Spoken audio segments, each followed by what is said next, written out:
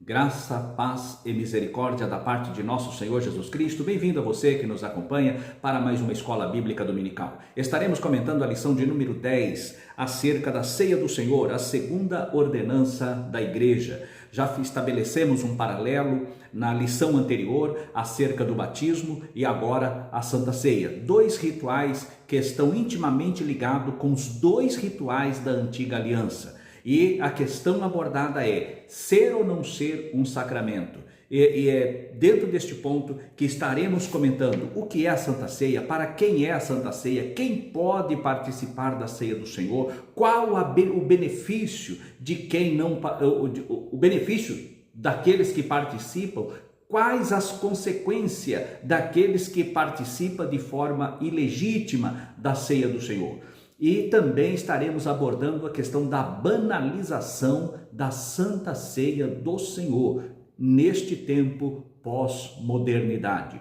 Vamos comigo nesta lição, a lição 10, para comentarmos este assunto bastante importante e interessante para a nossa vida espiritual. Esse que vos fala é o pastor Antônio Dias, somos aqui de Americana. Já convido a você, se ainda não for, inscreva-se no canal, divulgue, comente, compartilhe e vamos levar a palavra do Senhor até aos confins da terra. Pois bem, antes de adentrarmos na lição, cumpre-me a falar aqui acerca da questão sacramental. O nosso comentarista, na lição anterior, ele abordou que tanto o batismo quanto Santa Ceia não faz parte do sacramento e não é um sacramento, embasando ali, segundo a definição de Agostinho, bispo de Hipona, lá do século IV da nossa era. Porém, eu quero aqui contrapor da seguinte maneira: aquela definição de Agostinho está errada. Está errada. No tocante ao batismo e no tocante à ceia do Senhor. No entanto, o batismo e a Santa Ceia não deixam de ser um sacramento. Então, assim como foi para Israel a circuncisão, assim como foi para Israel a Páscoa, assim é o batismo, assim é a celebração da Santa Ceia para a igreja do Novo Testamento. Assim, eu defendo a seguinte posição, que é uma questão sacramental, é uma questão ritualística, porque nós necessitamos de evidenciar no sentido externo a nossa confissão, aquilo que ocorre no interior do homem. Quando ele aceita o Senhor Jesus Cristo, ele recebe o perdão dos seus pecados. Ele recebe ali a marca do sangue de Cristo na sua alma. Ele tem o seu nome escrito no livro da vida. Ele tem o perdão dos pecados. Isso ocorre no seu interior. Porém, o nosso Senhor Jesus, quando ele passou pelo batismo das águas, ali, naquele ato, ele se identificou com o pecador. Este não foi o verdadeiro batismo. O verdadeiro batismo de Cristo foi na sua morte, sepultamento e ressurreição. Este foi o verdadeiro batismo, como está em Romanos, no capítulo 6, todo o capítulo 6, do versículo 1 até o 23, nós vamos entender o verdadeiro batismo de Cristo. E nós, quando aceitamos ao Senhor Jesus, acontece como Paulo escreve ali em Romanos 6 e também lá na carta aos Gálatas. Nós morremos para o mundo e nascemos como um novo homem, uma nova criatura para Deus, como um novo marco, uma nova história, um novo caminho, desta feita servindo ao Senhor. Porém, o que o Senhor pede de nós, que este é o primeiro testemunho que o crente dá quando ele aceita o Senhor Jesus, ele se manifesta no seu exterior, um ritual externo, um ritual exterior para mostrar que agora ele faz parte da igreja de Cristo Jesus. É o primeiro e grande testemunho que o crente dá, é o batismo nas águas. Sem ele batizar nas águas, ele não tem parte, não pode, principalmente nas Assembleias de Deus, ele não participa da ceia do Senhor, ele não pode ser ordenado ao ministério, ele não pode receber alguma atividade espiritual, alguma atividade para fazer na casa de Deus, se ele não passar pelo batismo. Então esse é um ponto fundamental. O segundo detalhe, depois do batismo, então ele participa da ceia do Senhor, porque não pode participar da ceia sem ser batizado. A questão da ceia do Senhor, nós temos três pontos. A primeira é aquela rígida e fechada, que a pessoa só participa da ceia, né? Ela tem que estar verdadeiramente alinhada em todos os princípios, batizada naquela igreja, é somente daquela denominação, ela é batizada nas águas, ela em determinada denominação, e somente ali ela pode participar da ceia do Senhor. Eles não servem a ceia para outras pessoas de outras denominações. Esta é a questão fechada. Existe a questão aberta, que é a liberal. Esta, a pessoa pode ser crente, pode não ser crente, está ali, ela participa da ceia do Senhor. E a outra é que traz o equilíbrio. É para aqueles que estão em comunhão com o corpo de Cristo, independente de ser ou não batizada naquela denominação. Mas a pessoa é crente, é salva em Jesus Cristo, ela serve ao Senhor em outra denominação, e ela visitando esta igreja, mesmo sendo de denominação diferente, mas estando em comunhão lá na sua igreja, ela pode livremente participar da ceia do Senhor. Este é um princípio que temos adotado nas Assembleias de Deus. Se uma igreja, a pessoa ela é crente, batizada nas águas em nome do Pai, do Filho e do Espírito Santo, está em plena comunhão com a sua igreja e ela nos visita, ela tem a liberdade de participar da ceia do Senhor. Claro, a menos que seja uma seita religiosa, aí já não é permitido. Obviamente, né? Não há dúvida quanto a isso. Porém, o que é a ceia do Senhor? Então nós vimos que, primeiramente, o batismo, ele é um ritual externo. É um ritual externo. Nós batizamos, nós fazemos aquela simbologia, aquele ritual do batismo em águas por imersão, em nome do Pai, do Filho e do Espírito Santo. É o batismo trinitário por imersão. Esta é a forma batismal que nós utilizamos. E após isso, nós então participamos da ceia do Senhor. O que é a Santa Ceia? Assim como foi a circuncisão para a nação de Israel como primeiro sacramento e ritual, agora, na nova aliança, o batismo nas águas. E assim como foi a Páscoa lá para Israel, agora a Santa Ceia do Senhor. E tanto o batismo, ela já teve exemplos lá na antiga aliança, como o caso de Noé. Noé, por exemplo, Pedro, na 1 de Pedro, capítulo 3, versículo 20 e 21, ele vai dizer que eles foram salvos pelas águas. 8 almas foram salvas como uma forma, uma simbologia de batismo.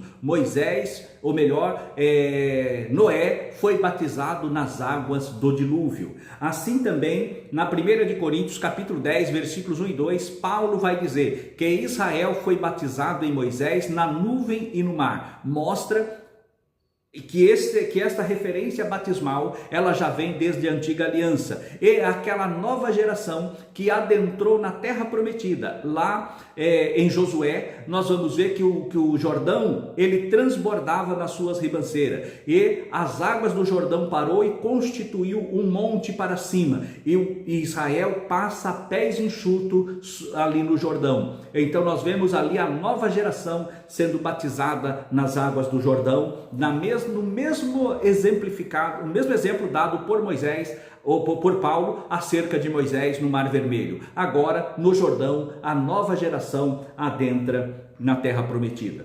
Porém, na questão da ceia do Senhor, nós vemos que Deus, no capítulo 12, lá de Êxodo, Deus institui a Páscoa e vai dizer para os filhos de Israel: a partir de agora é o primeiro dia de todos os anos. Ou seja, a história passada ficou, agora é uma nova história, é um novo tempo, é uma nova situação. Vocês são para mim uma nação sacerdotal, como está em Êxodo capítulo 19, versículos 5 e 6. Vemos depois, teve as consequências que nós já comentamos aqui em outras lições anteriores. Porém, Deus estabeleceu a questão da Páscoa e disse para o povo de Israel que quando os filhos perguntassem: que culto é este vosso? Então eles responderiam: foi quando o Senhor nos tirou com mão forte lá da escravidão do Egito. E os pais deveriam explicar para os seus filhos que culto era aquele, o culto da Páscoa. Porém, quando nós falamos em ceia do Senhor, nós vamos encontrar um exemplo de Santa Ceia. O primeiro exemplo de Santa Ceia que nós encontramos na Antiga Aliança. Nós vamos encontrar lá em Gênesis, no capítulo 14 e no versículo 18 e 19, quando Abraão ele vai ao encalço daqueles reis que levaram a família de Ló sequestrada com eles. Ele vai ao encalço, mata aqueles reis, liberta todos os seus presos e traz a Ló são e salvo de volta para a sua terra. E quando ele volta da matança dos reis, quem vai ao seu encontro? Nós vamos ver que Melquisedeque, que era rei de Salém e era sacerdote do Deus Altíssimo, ele vem ao encontro de Abraão com pão e vinho, e ali foi a primeira figura da ceia do Senhor que nós vamos encontrar registrado no texto sagrado. Ali foi uma figura, um exemplo de Santa Ceia. E quem era Melquisedeque? Ele era rei de Salém e era rei de paz. Nós vamos encontrar na carta aos Hebreus que este Melquisedeque nada mais era que uma figura do próprio Cristo, um rei de paz, um rei que veio ali e também era sacerdote do Deus Altíssimo, a quem Abraão pagou o dízimo de tudo.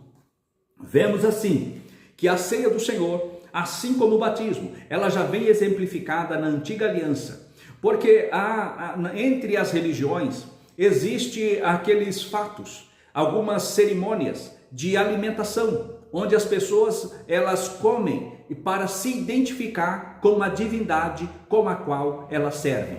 Se, como falamos há pouco, se o batismo foi um ritual externo, foi algo externo para ser visto pelos homens. Agora, quando a pessoa ingere esse alimento na ceia do Senhor, é uma identificação interna e espiritual com a divindade, a qual a pessoa está servindo. No caso da Igreja de Cristo, ela se identifica com o Senhor Jesus.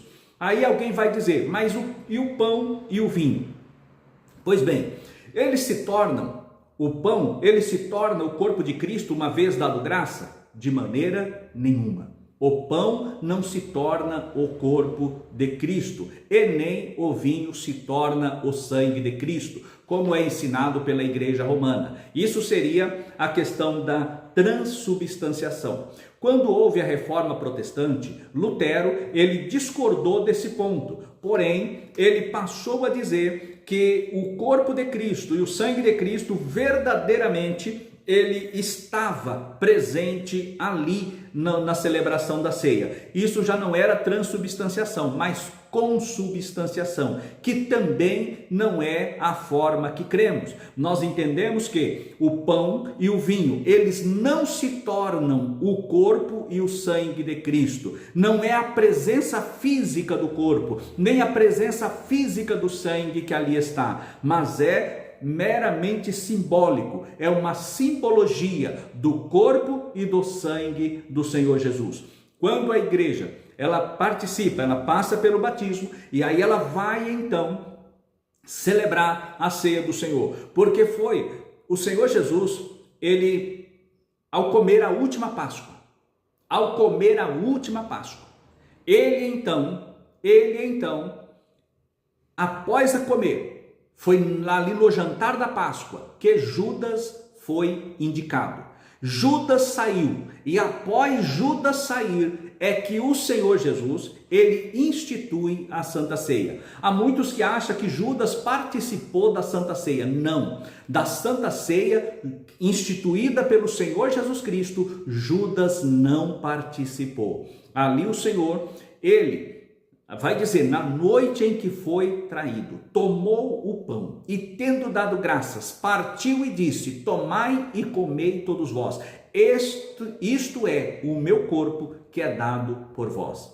O mesmo que ele falara lá em João, no capítulo 6, a partir do versículo 40, nós vamos ali até o versículo 50, 60, o Senhor falando acerca do seu corpo, que era verdadeiramente comida, e do seu sangue, que era verdadeiramente bebida. Neste ponto, o Senhor está mostrando uma aliança profunda, um profundo relacionamento dele para com aqueles que nele cria, estava ali para começar a sua igreja na terra, o seu exército espiritual, por assim dizer, que se espalharia por toda a terra, representando e levando o nome do Senhor Jesus, como nós estamos vendo hoje. Agora, quando a pessoa ela participa do corpo e do sangue do Senhor, ela estabelece uma comunhão, um relacionamento profundo e espiritual, uma aliança interna. Aquela aliança interna, quando ele aceitou a Cristo como seu Salvador, que houve o perdão dos seus pecados, depois ele testificou ao mundo, passando pelo batismo nas águas, agora ele participa deste ritual de alimentos, que é comer o pão. O Senhor diz: tomai e comei dele todos. E por semelhante modo, após ter ceado, ele pegou o cálice e deu graças, e disse: esse cálice é a nova aliança no meu sangue, tomai e bebei dele todos. E agora ele dá aquele vinho como símbolo do seu sangue, que seria derramado dentro poucas horas dali. Ele estaria lá no jardim do Getsemane, estaria começando a derramar o seu sangue. Quando ali ele soa, grande o seu suor se transforma em gotas de sangue. E a partir dali começa o seu martírio. Recebe ali, então, uma coroa de espinho, ele é julgado, ele é levado com a cruz sobre os seus ombros, e lá no Monte Calvário, ele é pregado, então, ali naquela cruz, e o seu sangue se esvai. E o pouco de sangue que ainda havia no seu corpo, o soldado vem com uma lança e espeta ali o seu lado, perfura o seu lado ali, e sai sangue e água. Vemos aqui que o Senhor, ele derrama todo o seu sangue para resgate, para a salvação de toda a humanidade. Aí nós vamos para ver qual é o propósito da ceia do Senhor. Ela tem um propósito. E qual é este propósito? Primeiro ponto, nós vemos que ali na cruz do Calvário, muitos vão dizer que o diabo fez festa, como já ouvi tantos pregadores, dizendo que hoje não mais, mas alguns anos atrás era comum ouvir que o diabo fez festa e fizeram banquete quando o Senhor Jesus foi para a cruz. Não, o diabo não fez festa. Na verdade, o diabo não queria que Jesus fosse para a cruz, porque ele indo para a cruz, ele foi combatendo contra o pecado e venceu o pecado. Ali na cruz ele venceu a morte não poderia chegar a ele se entregou para que fosse então oferecido como sacrifício perfeito ao Pai, para a salvação da humanidade. Então ele vence o pecado, vence a morte e vence o diabo, porque o diabo não conseguiu fazê-lo pecar, mesmo usando aquele soldado que estava sendo crucificado ao seu lado para o infamar, para provocar. No entanto, nesta hora, o Senhor Jesus, o Espírito Santo age e o outro soldado é salvo para a glória do Senhor Jesus Cristo. Então ele vence o pecado, vence a morte e vence também o diabo. Aí nós vamos ver que tem um propósito a ceia do Senhor, que é anunciar não somente a sua morte, não somente a sua ressurreição, mas também anunciar a sua vinda. Primeiramente, lá na antiga aliança, a Páscoa era para aqueles que detinham a promessa, para aqueles que possuíam a promessa. E agora, na nova aliança, a ceia é para aqueles que vivem a promessa. Nós hoje, olha só, antes, somente os que tinham a promessa, hoje, os que foram alcançados pela promessa. João capítulo 6, 57, Atos 2 e 42. Isso aqui nós escrevemos, quando escrevemos aqui esse pequeno estudo acerca do discipulado, que são 3 lições para as pessoas novas convertidas. Então nós explicamos aqui sobre a ceia do Senhor esse detalhe.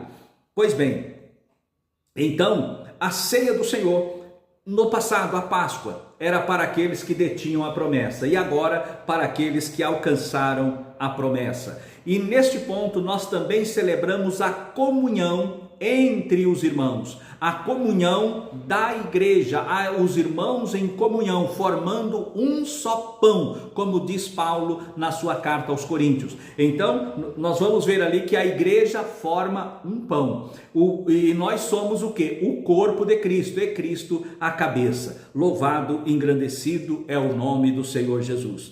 Deste modo, nós podemos dizer que a ceia do Senhor, para participar da ceia do Senhor, nós temos um ritual. É uma forma ritualística. Nós temos um ritual para participar da ceia do Senhor. E neste ritual, nós nos identificamos com a morte e a ressurreição de Cristo, nos identificamos com Cristo. E é um momento que devemos participar com o nosso culto racional, com inteligência, com a nossa consciência, sabendo o que estamos fazendo e por que estamos fazendo, e o propósito deste ritual. Às vezes, as pessoas, porque a Santa Ceia não é para a salvação, mas é para quem é salvo. A Santa Ceia não é, ou melhor, o batismo não é para a salvação, é para quem já é salvo. E a ceia não é para dar comunhão, a ceia é para quem já está na comunhão, é para quem está na comunhão. Há lugares que as pessoas vendem o kit de Santa Ceia, pode ser quem for, sem qualquer compromisso com o Evangelho, está tomando a Santa Ceia. Isto é banalização. Estive uma certa feita num determinado local, não é a Assembleia de Deus do Belém, e lá havia um grupo de pessoas, descrente inclusive, que conheço, a gente conhece no nosso mundo profissional, nosso colega de profissão, e lá estava ele, aquela pessoa promíscua, aquela pessoa que nós sabemos a sua conduta como é, né? E participou da ceia, e o pastor deu a ceia para ele, ele tomou a ceia, e até porque já estava sentado no púlpito, né? Ali o pastor colocou ele no púlpito e deu a ceia para ele, ele participou da ceia. Irmãos, com o devido respeito, isso é banalização da ceia do Senhor, porque a ceia, a Bíblia vai dizer o seguinte, que nós temos, apesar delas ter essa celebração reverente, nós temos que saber o porquê da Santa Ceia, e é para nós fortalecermos a nossa comunhão entre os irmãos e também a nossa comunhão com Cristo. Isso é fato.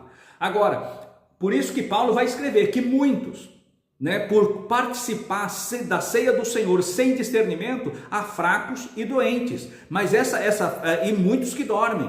Essa fraqueza espiritual, ela começa quando a pessoa toma ceia em pecado, e essa doença espiritual, ela começa quando a pessoa, ela progride quando a pessoa persiste em tomar ceia em pecado, e quando a pessoa continua tomando ceia em pecado, ela morre, como diz Paulo, como diz o Senhor Jesus na carta da igreja de Sardes, que tem nome de que vive, mas já está morto. Tem pessoas que já está morta espiritual e não se apercebeu, por conta, o pecado para ela não é a mesma coisa de nada, e ela participa da ceia do Senhor como se nada tivesse acontecendo. Assim, a pessoa já está morta e ainda não se deu conta disso. A ceia do Senhor é um culto que nós devemos ter profunda reverência, é um culto que nós temos que ter consciência, é um culto que nós temos que ter aquela contrição, coração contrito na presença de Deus, para que possamos receber de Deus as bênçãos advindas daquele ato, daquele ritual, que é um ritual espiritual, é uma celebração espiritual, onde a presença do Senhor Jesus, ela está ali manifesta em nosso meio. Que Deus nos abençoe, que Deus nos guarde e nos conceda sempre da sua graça. Amém.